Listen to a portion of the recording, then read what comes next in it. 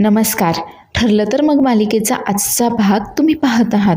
तर आता अर्जुन जखमी झाल्यामुळे त्याला हॉस्पिटलमध्ये ॲडमिट केलं आहे आणि डॉक्टर आणि नर्स आता त्याच्या जखमांना मलमपट्टी करून देताना आपल्याला दिसत आहेत. तर रविराज देखील त्याच्यासोबत तिथेच असतो. आता इतक्यातच त्याला सायलीचा फोन येतो. तेव्हा रविराज आता सायलीचा फोन घेतो आणि अर्जुनला सांगतो की सायलीचा फोन आहे. त्यावर आता अर्जुन त्याला सांगत असतो की तिला चुकून देखील काही देखील सांगू नकोस यामधलं, नाहीतर ती उगाचच काळजी करत बसेल, उगाचच पॅनिक होईल ती. पण रविराज मात्र फोन उचलतो आणि इतक्यातच सायली तिकडून विचारते की रविराज काका हे कसे आहेत आणि कुठे आहात तुम्ही, कधी येत आहेत तुम्ही? अहो तुमचं यश सेलिब्रेट करण्यासाठी ना मी काहीतरी गोडाचं बनवतीये, किती वेळात पोहोचाल तुम्ही वगैरे असं ती रविराजला विचारत असते. पण रविराज मात्र आता सायलीला काय सांगावं तेच कळत नसतं. तेवढ्यात सायली बोलते की माझा आवाज येत नाही आहे का तुम्हाला? त्यावर रविराज बोलतो की हो हो अगं तुझा आवाज येतोय, पण इथे ना एक थोडासा प्रॉब्लेम झाला आहे. आता अर्जुन मात्र इकडून रविराजला खुणावत असतो की काही सांगू नकोस. पण रविराज मात्र सायलीला सांगून देतो की अगं महिपतला पकडताना अर्जुनला हाताला आणि पाठीला थोडीशी दुखापत झाली आहे, त्यामुळे आम्ही सगळेजण त्याला आता हॉस्पिटलमध्ये घेऊन आलो आहे. नाही ते इतकं काही काळजी करण्याचं कारण नाही आहे, डॉक्टर सोडतीलच त्याला थोड्या वेळामध्ये वगैरे. आता हे ऐकल्यावर सायली मात्र खूप जास्त घाबरवून जाते. आता सायली फोन तसाच ठेवून देते आणि बोलते की मी लगेच तिकडे यायला निघते. आणि सायली देखील आता बोलते की मी लगेच तिकडे जाते. खूप घाबरलेली असते ती. आता अश्विन आणि पूर्ण आजी तिथेच डायनिंग टेबलवर बसलेले असतात. तेही धावतच आता सायलीकडे येतात. तर कल्पना सायलीच्या हातातून फोन घेते. तेवढ्यात पूर्ण आजी बोलते की कल्पना फोन स्पीकरवर टाक. आता कल्पना फोन स्पीकरवर टाकते आणि रविराजला विचारते की भाऊजी काय झालंय, अर्जुन ठीक आहे ना, तुम्ही सगळे ठीक आहात ना? त्यावर रविराज सांगतो की अगं वहिनी इतकं काळजी करण्यासारखं काहीही झालेलं नाही आहे, अर्जुनला थोडीशी दुखापत झाली आहे, त्यामुळे आम्ही त्याला हॉस्पिटलमध्ये घेऊन आलो आहे. सगळं काही व्यवस्थित आहे, अर्जुन देखील व्यवस्थित आहे, लवकरच डॉक्टर त्याला डिस्चार्ज देखील देतील. आता हे ऐकल्यावर तर घरातील सर्वच जण खूप जास्त घाबरवून गेलेले असतात. पण सायली मात्र काही केल्या ऐकायला तयार नसते. ती देखील इतकी घाबरलेली असते की आता तिला हॉस्पिटलला जायचं असतं. तेवढ्यातच कल्पना आणि पूर्ण आजी देखील बोलते की आम्ही देखील तुमच्या दोघांसोबत हॉस्पिटलला येतो, आम्हाला देखील चैन पडत नाही आहे. त्यावर आता अश्विन सर्वांना समजावतो की रविराज काका बोललाय ना की इतकं जास्त काही काळजी करण्याचं कारण नाही आहे, म्हणून किरकोळ दुखापत झाली आहे, मग तुम्ही दोघीही आता इथेच थांबा, रात्र खूप झाली आहे, मी जातो सायलीसोबत हॉस्पिटलला, सायली चल. आणि आता सायली आणि अश्विन दोघीही हॉस्पिटलला जातात अर्जुनला पाहण्यासाठी. तर तेवढ्यातच कल्पना मात्र इकडे देवीला प्रार्थना करत असते की अर्जुनला सुखरूप ठेव म्हणून. आणि आता महिपत पकडला गेला आहे म्हटल्यावर नागराज आणि तन्वी मात्र चांगलेच घाबरलेले आहेत. आता नागराज इकडे सुमनला डांबून ठेवलेलं असतं, तिथे येतो आणि त्याला डाऊट असतो की सुमननेच कदाचित महिपतचे हातपाय सोडले असावेत आणि त्यामुळेच तो इथून पळून गेला असावा. त्यामुळे आता तो सुमनला जाब विचारत असतो, कोणी सोडलं महिपतला, सांग ना, कोणी सोडलं? तूच सोडलंस ना, तूच त्याच्या दोऱ्या सोडल्या असतील आणि म्हणूनच तो पळून गेलाय. तुला कळतंय का, तो पोलिसांच्या हाती सापडलाय, पकडला गेलाय तो. आता तो माझं नाव देखील घेईल.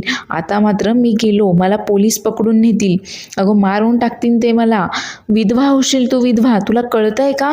आता मात्र तो सुमनवर खूप जास्त चिडलेला असतो आणि नेहमीप्रमाणे सुमनला मारहाण करायला सुरुवात करतो.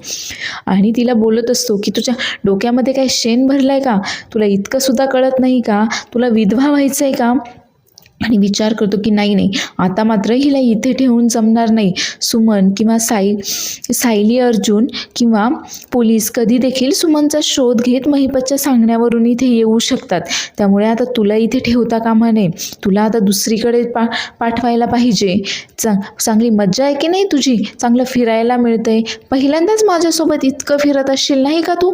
आता देखील तो सुमनला काही बाई बोलायचा एकही चान्स सोडत नसतो. पण बिचारी सुमन मात्र या सगळ्यामुळे खूप जास्त घाबरून गेलेली असते. आता नागराज मात्र रागारागातच तिला दुसरीकडे शिफ्ट करायचं म्हणून तिच्या दोऱ्या सोडत असतो. तर बिचारी सुमन मात्र त्याला ओरडत असते की अहो काय करताय तुम्ही, सोडा मला, जाऊ द्या मला इथून. पण नागराज मात्र तिचं काही एक ऐकत नाही. आता नागराजने सुमनला दुसरीकडे कुठे शिफ्ट केलंय किंवा शिफ्ट करतो की नाही, की सुमन त्याच्या तावडीतून सुटते, हे काही आता या भागामध्ये आपल्याला पाहायला मिळालेले नाही आहे. कदाचित पुढील भागामध्ये आपल्याला हे पाहायला मिळेल. तर इकडे अर्जुन आता डॉक्टरांनी मलमपट्टी करून दिल्यामुळे तो आता आराम करत बसलेला असतो.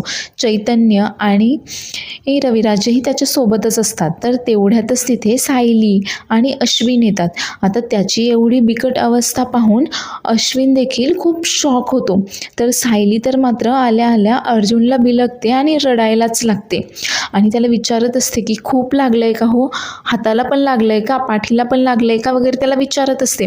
त्यावर आता अर्जुन सांगतो की हो इतकं काही नाही, डॉक्टरांनी मलमपट्टी केली आहे, थोड्याच वेळात मला डिस्चार्ज देखील देतील, ते जास्त काही लागलं नाही आहे आणि जास्त काही दुखत देखील नाही आहे. पण सायली मात्र खूप जास्त घाबरून गेलेली असते आता अर्जुनलाची एवढी दुखापत पाहून आणि ती आता अर्जुनला प्रश्न विचारत असते. तर अर्जुनची अशी अवस्था पाहून अश्विन देखील खूप घाबरलेला असतो. तेवढ्यातच अश्विन त्याला बोलतो की तुम्ही सर्वजण इथे थांबा, मी एकदा डॉक्टरांशी बोलून येतो. त्यावर आता अर्जुन त्याला सांगतो की हो हो लवकर बोल त्यांना आणि त्यांना सांग की मला लवकर डिस्चार्ज द्या, मला घरी जायचं आहे म्हणून. आणि आता अश्विन डॉक्टरांसोबत बोलायला तिथून निघून जातो. आता सायली मात्र या सगळ्या प्रकारामुळे खूप जास्त घाबरून गेलेली असते आणि तिला अर्जुनची खूप जास्त काळजी वाटत असते. आता तिची काळजी पाहून मात्र अर्जुन तिला सांगत असतो की इतकं काही जास्त दुखापत वगैरे झालेली नाही आहे. पण तरी देखील सायलीचं मन मात्र काही ऐकत नसतं. तर तेवढ्यातच रविराज तिच्या डोक्यावर हात ठेवतो आणि सांगतो की सायली अगं अर्जुन आता अगदी व्यवस्थित आहे, त्याला फारसं काही झालेलं नाही आहे आणि उद्यापर्यंत त्याला डिस्चार्ज देखील मिळेल. अगं पण आज त्याने जे काही धाडस दाखवलं आहे त्यामुळेच महिपत पकडला गेला आहे. खरं तर तुला त्याचा अभिमान वाटायला हवा आहे. आता सायली एकदा अर्जुनकडे पाहते तर अर्जुन देखील होकारार्थी मान डोलावतो. त्यावर आता सायली सांगते की हो मला यांचा अभिमान तर कायमच आहे, पण या सगळ्या प्रकारामध्ये यांना दुखापत झाली आहे. त्यावर आता चैतन्य सायलीला सांगत असतो की वहिनी अगं तू हवी होतीस तिथे इतकं सगळं पाहायला. अगं महिपतने याच्यावर बंदूक रोखली तरी देखील हा जरासुद्धा घाबरला नाही किंवा तिथून पळाला नाही. आम्ही पोलिसांना घेऊन तिथे पोहोचेपर्यंत याने महिपतला रोखवून धरलं होतं. याच्यामुळेच खरं तर आज महिपत पकडला गेलाय आणि आपल्याला इतकं मोठं यश मिळालंय. आता हे ऐकून सायली देखील खूप जास्त भावूक होते आणि ती बोलते की हो मला तर कायमच तुमचा अभिमान आहे आणि या सगळ्यामध्ये तुम्ही जे धाडस दाखवलं त्यामुळेच आता महिपत पकडला गेलाय वगैरे. तर अर्जुन आता खूप कठोर होऊन बोलतो की हो महिपत आता पकडला गेलाय आणि आता त्याला सुपारी देणारा मास्टर माइंड कोण होता हे देखील तो लवकरच कबूल करेल. त्याच्या साक्षीवरून आपण लवकरच त्या अपघाताच्या मास्टर माइंडपर्यंत पोहोचू शकू. तर तेवढ्यातच रविराज बोलतो की हो आणि एकदा का जो मास्टर माइंड कोण आहे ते समजल्यानंतर मी त्याच्यावर थोडी देखील दयामाया दाखवणार नाही आहे. आता मात्र त्याचं आयुष्य बर्बाद कसं होईल ना याची काळजी मी घेईल. तर इकडे पोलिसांनी आता महिपतला पकडल्यावर त्याला बांधून ठेवलंय आणि हे इन्स्पेक्टर सावंत त्याला विचारत असतात की महिपत तू कबूल केलं होतंस की तूच त्या अपघात घडवून आणला होतास किल्लेदारांचा, पण तुला सुपारी कोणी दिली होतीस ते मात्र काही तू सांगितलं नाही. तुझ्या सगळ्या कबुली जबाबचं आमच्याकडे रेकॉर्डिंग आहे, त्यामुळे आता नीट सांग की तुला सुपारी देणारा तो माणूस कोण होता. आणि त्याच्या हवालदारांना सांगतात की मारा रे यांना. आता हे हवालदार मात्र महिपतला बेदम मारहाण करत असतात. तरी देखील हा महिपत मात्र तोंडातून हो की चू देखील करत नाही. तो मात्र असाच रागारागाने इन्स्पेक्टर सावंतांकडे पाहत असतात. आता इन्स्पेक्टर सावंत मात्र त्याला नीट सांगतात की हे बघ तुला ज्यानी कोणी सुपारी दिली होती त्याचं नाव लवकरात लवकर सांग. जास्त शहाणपणा करू नकोस. तू आता पूर्णपणे अडकला गेलायस वगैरे. आणि परत एकदा हवालदारांना महिपतला मारहाण करायला सांगतात. आता ते हवालदार त्याने कबुली द्यावी म्हणून त्याला इतके जास्त मारहाण करत असतात, पण तरी देखील महिपत मात्र काही देखील कबूल करत नाही. तो आपला असाच मार खात तिथे उभा असतो. तर इकडे तन्वी मात्र विचार करत असते महिपतचाच, की महिपतने तोंड तर उघडलं नसेल ना, त्याने काही सांगितलं नसेल ना पोलिसांना. आणि तेवढ्यातच अश्विन घरी येतो. तर अश्विन आल्यावर तन्वी विचारते की अरे कुठे होतास तू आणि माझा फोन का घेत नव्हतास, किती फोन केले मी तुला. त्यावर आता अश्विन सांगतो की मी दादाला भेटायला हॉस्पिटलमध्ये गेलो होतो. त्यावर तन्वी त्याला विचारते की आता कसा आहे तो. अश्विन सांगतो की ठीक आहे आणि उद्यापर्यंत डिस्चार्ज देखील मिळेल त्याला, येईल तो उद्या घरी. आणि तो फ्रेश होण्यासाठी निघून जातो. तर आता तन्वी खरं तर त्याला पुढे विचारायचा प्रयत्न करत असते की पोलिसांबद्दल महिपतबद्दल वगैरे त्यांनी काही सांगितलं का, पण अश्विन मात्र तिचं काही एक न ऐकता तिथून तसाच फ्रेश होण्यासाठी निघून जातो. त्यामुळे आता तन्वी विचार करत असते की सगळ्यांसमोर तर हा बरा वागतो, पण याचा राग काही अजून गेलेला नाही आहे. त्यामुळे हा मला सांगणार देखील नाही की आता महिपतने काही सांगितलं आहे की काय. महिपतने माझ्याबद्दल तर काही सांगितलं नसेल ना. आता तन्वी देखील खूप जास्त टेन्शनमध्ये आलेली असते. तर इकडे रात्रीच्या वेळेस आता कल्पना अस्मिताला जेवायला वाढते, पण अस्मिताचं मात्र जेवणाकडे अजिबातही लक्षच नसतं. व ती बोलते की मी तुम्हाला किती वेळा सांगितलं आहे की मला असं बळजबरी खायला घालू नका म्हणून. माझ्या घशाखाली घास देखील उचरत नाही आहे. त्यावर आता पूर्णा आजी आणि कल्पना तिला समजावतात की अगं तू जेवण करायला हवं आहे वगैरे, पण अस्मिता मात्र काही ऐकायला तयारच नव्हते. आणि तेवढ्यातच सायली कल्पनाला फोन करते आणि सायली कल्पनाला सांगते की आता यांची तब्येत अगदी व्यवस्थित आहे, उद्यापर्यंत यांना डिस्चार्ज देखील भेटेल, आम्ही तोपर्यंत घरी देखील येऊ. आणि रविराज काका देखील आत्तापर्यंत इथेच होते, ते आत्ताच त्यांच्या घरी जायला निघालेत. चैतन्य भाऊजी आपल्या घरी येत आहेत, त्यांना मात्र तुम्ही आमच्यासाठी डब्बा पाठवून द्या त्यांच्याकडे.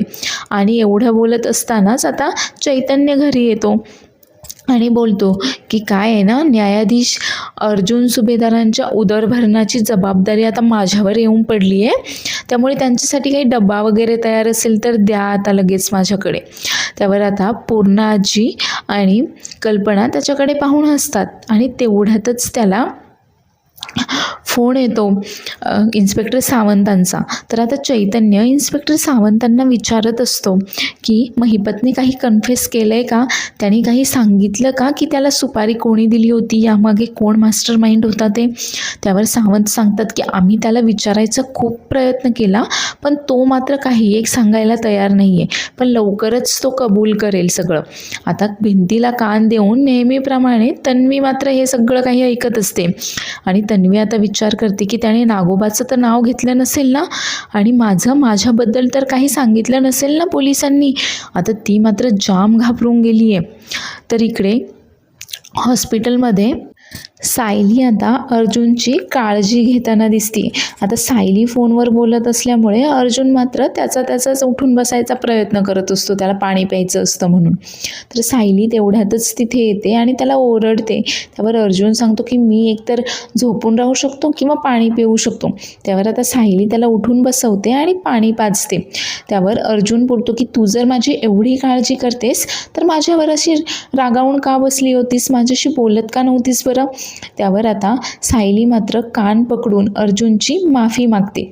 त्यावर अर्जुन आता सायलीला सांगतो की हे जे काही महिपतला पकडण्याचं यश मिळालंय ते फक्त आणि फक्त तुझ्यामुळेच. खरं तर तेव्हा मी तुझाच विचार करत होतो, तूच मला समोर दिसत होतीस आणि तू मला सांगत होतीस की प्रतिमा हत्याचा ॲक्सिडेंट ज्याने करवून आणलाय त्याला असं सोडता कामा नये, लवकरात लवकर त्याला पकडलं पाहिजे वगैरे, आणि म्हणूनच मी महिपतला पकडू शकलो. आता अर्जुनला आरामाची गरज असल्यामुळे सायली मात्र त्याला थोपटवून झोपी लावत असते. तर आता तन्वीला देखील झोप लागत नाहीये, कारण ती हाच विचार करते की महिपतने आपल्याबद्दल तोंड तर उघडलं नसेल ना, त्याने पोलिसांना सगळं काही खरं सांगितलं नसेल ना.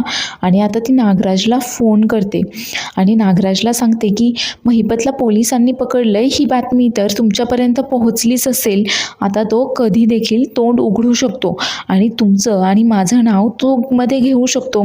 आपण काय काय केलंय हे जर पोलिसांसमोर आलं तर सायली, अर्जुन आणि पोलीस आपल्यापर्यंत पोहोचायला आपल्याला जास्त वेळ लागणार नाहीये. आणि तरी देखील तुम्ही शहामृगासारखी मान काय गाडून बसलायत. त्यावर आता नागराज चिडतो तिच्यावर आणि तन्वीला बोलतो की इथे माझ्यावर स्वतःलाच गाडून घ्यायची वेळ आली आहे, पण तरीही काळजी करायचं काही कारण नाही आहे. जोपर्यंत त्या साक्षीच्या दोऱ्या आपल्या हातात आहेत ना, तोपर्यंत महिपत काही देखील करू शकणार नाही. आपल्या विरोधात तोंड काही तो उघडत नसतो. त्यावर तन्वी चिडूनच त्याला बोलते की हो, आणि ही साक्षी किती दिवस पुरणार आहे आपल्याला. महिपतने जर तोंड उघडलं तर सायली, अर्जुन किंवा पोलीस आपल्या दोघांपर्यंत पोहोचायला जास्त वेळ लागणार नाही आहे. त्यामुळे इथून पुढे काय करायचं आहे आपण याचा विचार करायला हवा. आता दोघेही जाम घाबरून गेलेले असतात. तर पुढील भागामध्ये आपण पाहणार आहोत अर्जुन देखील आता दुसऱ्या दिवशी पोलीस स्टेशनला महिपतकडे आलाय आणि तो महिपतला विचारत असतो की तुला सुपारी देणारा तो मास्टर माइंड कोण आहे, त्याचं नाव सांग. महिपत मात्र नेहमीप्रमाणे डोळे वटारून रागारागाने फक्त अर्जुनकडे पाहत असतो. आता त्याला सुपारी कोणी दिली आहे काय हे सांगायला मात्र काही तो तयारच नसतो. आता नागराज देखील पोलीस स्टेशनला आलाय, जसं काय मी सुमनची चौकशीच करायला आलोय या असा दाखवतोय तो. आणि आता महिपत काही सांगत तर नाहीये ना अर्जुनला, हेच तो पाहतोय. आता महिपतच्या देखील लक्षात आलंय की नागराज इथेच आहे आणि अर्जुनच्या देखील लक्षात आलंय की कदाचित महिपत आणि नागराज दोघांनी मिळूनच हा ॲक्सिडेंट घडवून आणला असेल. महिपत मात्र आधी काही बोलत नाही, पण नंतर मात्र तो तोंड उघडतो आणि अर्जुनला बोलतो की सुभेदार साहेब, तुम्ही विचारत होते ना की त्या अपघाताची सुपारी कोणी दिली ते. आता तो नागराजचं नाव घेईल की नाही घेईल हे तर आपल्याला पुढील भागामध्येच पाहायला मिळेल. त्यामुळे पुढील एपिसोड पाहायला देखील विसरू नका. आणि आजचा एपिसोड आवडला असल्यास चॅनलला लाईक, शेअर